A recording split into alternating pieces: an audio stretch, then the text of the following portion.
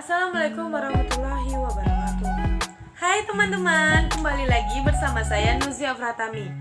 Bagaimana nih kabarnya teman-teman?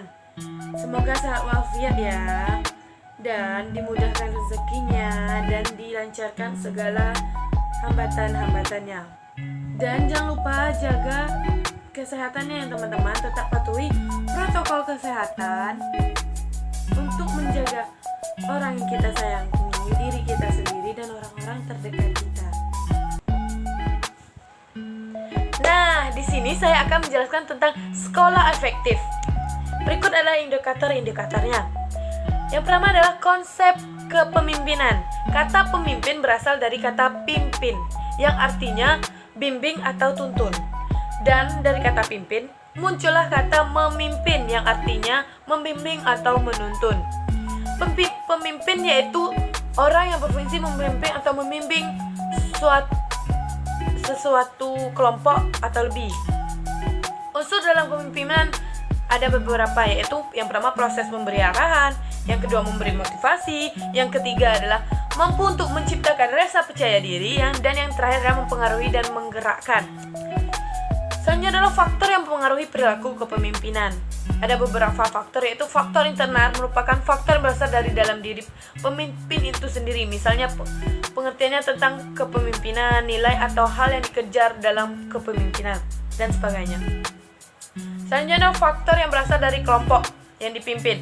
Keadaan kelompok seperti kematangan, kekompakan, latar belakang pendidikan, pengamatan, latar belakang sosial dan budaya.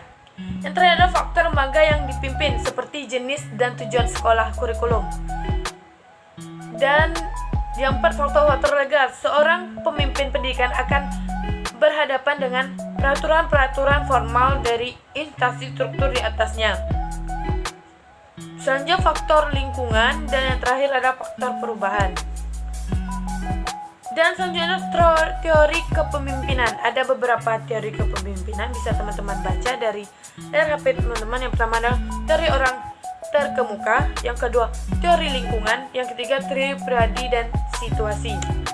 Selanjutnya adalah syarat dan prinsip kepemimpinan pendidikan. Berikut adalah syarat-syarat dan prinsip kepemimpinan pendidikan. Fungsi kepemimpinan.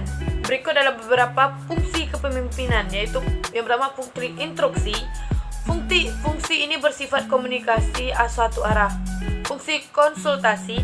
Fungsi ini bersifat dua arah. Dan fungsi partisipasi. Dalam fungsi ini pemimpin berusaha mengaktifkan orang-orang yang dipimpinnya.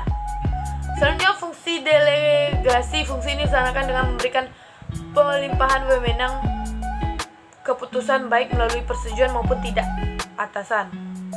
Fungsi yang selanjutnya adalah fungsi pengendalian. Fungsi ini bermaksud bahwa kepemimpinan yang efektif mampu mengatur aktivitas. Selanjutnya adalah kepemimpinan kepala sekolah yang efektif. Berikut adalah kepemimpinan kepala sekolah yang efektif. Dan kunci sukses kepemimpinan. Berikut adalah kunci-kunci sukses kepemimpinan. Yang pertama, visi misi yang utuh, tanggung jawab, keteladanan, memberdayakan staf, dan sebagainya. Dan yang terakhir adalah gaya kepemimpinan. Ada yang pertama tipe otoriter, merupakan pemimpin keputusan sendiri karena kekuasaan terpusatkan dalam diri satu orang. Yang kedua demokratis, merupakan pemimpin yang berkonsultasi dengan kelompok. Yang ketiga adalah kendali bebas, yaitu merupakan pemimpin yang memberi kekuasaan pada bawahan. Dan yang terakhir adalah tipe pseudo demokratis. Tipe ini disebut juga tipe demokratis semu. Seorang pemimpin yang mempunyai tipe ini hanya nampaknya saja yang demokratis, padahal sebenarnya tidak bersifat otoriter atau absolut. Nah, menurut teman-teman mana nih tipe yang cocok untuk negara kita, pemimpin negara kita? Baiklah, itu saja yang bisa saya jelaskan. Dan ya teman-teman, see you. Waalaikumsalam warahmatullahi wabarakatuh.